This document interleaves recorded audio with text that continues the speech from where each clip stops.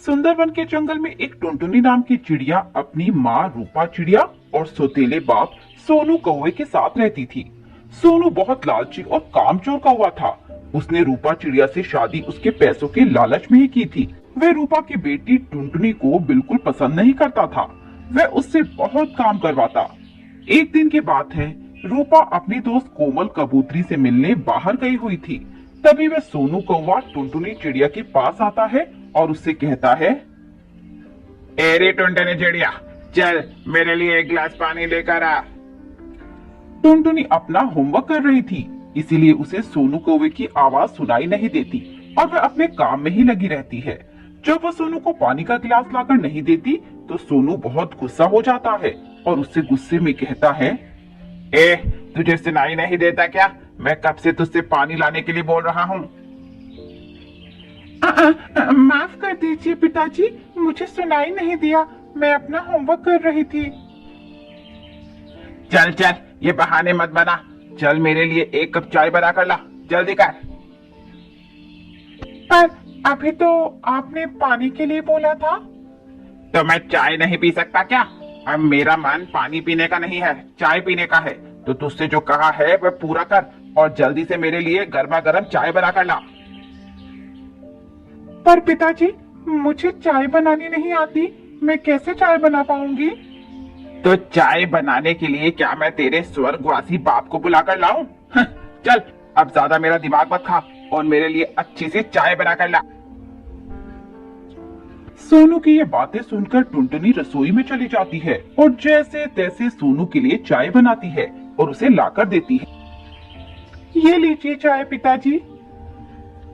सोनू वो चाय पीता है और उस चाय का टेस्ट बिल्कुल खराब था, इसीलिए वह चाय टुनटुनी के ऊपर फेंक देता है।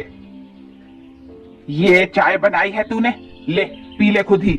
इतनी बड़ी हो गई पर कुछ काम नहीं आता, एक ढंग की चाय बनानी भी नहीं आती। पता नहीं कब तक इन दोनों माँ बेटी को झेलना पड़ेगा।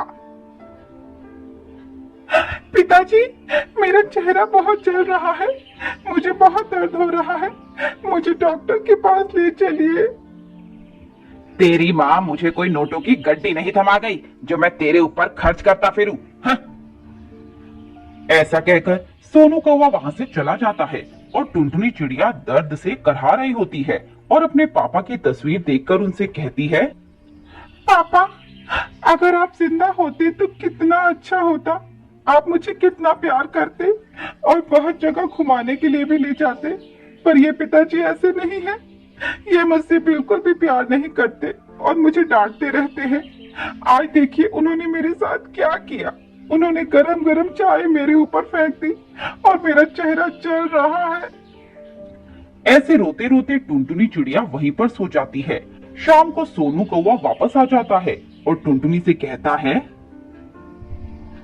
ए टुनटुनी, याद रखना, अगर तुमने आज की बात किसी को बताई तो अच्छा नहीं होगा, नहीं तो आज तो कुछ भी नहीं, मैं एक दिन तुझे इससे भी ज्यादा दर्द दूंगा। नहीं पिताजी, मैं किसी को ये बात नहीं बताऊंगी, बस आप मुझे मारना मत। ठीक है, चल मेरे पैर दबा, मेरे पैरों में बहुत दर्द हो रहा है। ठीक है पिताजी, मैं अभी दबाती हूँ। और जरा अच्छे से दबाना। ऐसा कहकर टुनटुनी उस सोनू के पैर दबाने लगती है। तभी सोनू उससे कहता है, तेरे हाथों में जान नहीं क्या? जरा ढंग से दबा। खाने को तो पूरा दिन खाती ही रहती है पर शरीर में जान बिल्कुल भी नहीं है। ठीक है पिताजी, मैं और अच्छे से पैर दबाती हूँ। ऐसा कहकर टुनटुनी सोनू के पैर अच्छे से दबाती है।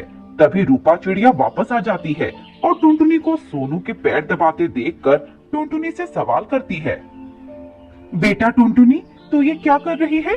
और सोनू जी, आप क्यों टुनटुनी से पैर दबवा रहे हो? आपको शर्म नहीं आती इतनी छोटी बच्ची से ऐसा काम करवाते हुए? नहीं माँ, इसमें पिताजी का कोई दोष नहीं है। वो तो मैंने ही पिताजी से पैर दबाने के लिए कहा था, क्योंकि पिताजी दिन भर कितनी मेहनत करते हैं, इसीलिए वे थक जाते होंगे। तो क्यों ना मैं उनके पैर दबाकर उनकी कुछ सेवा कर दूं? हाँ रूपा, हाँ, मैं तो टुनटुनी बिटिया को कब से मना कर रहा था पर ये मेरी बात सुन ही नहीं रही थी। फिर मैंने सोचा क्या बच्ची का मन दुखाया जाए, इसीलिए मैंने भी इसकी मांग मान ली। अरे मुझे माफ कीजिएगा, मैंने कुछ गलत ही सोच लिया था।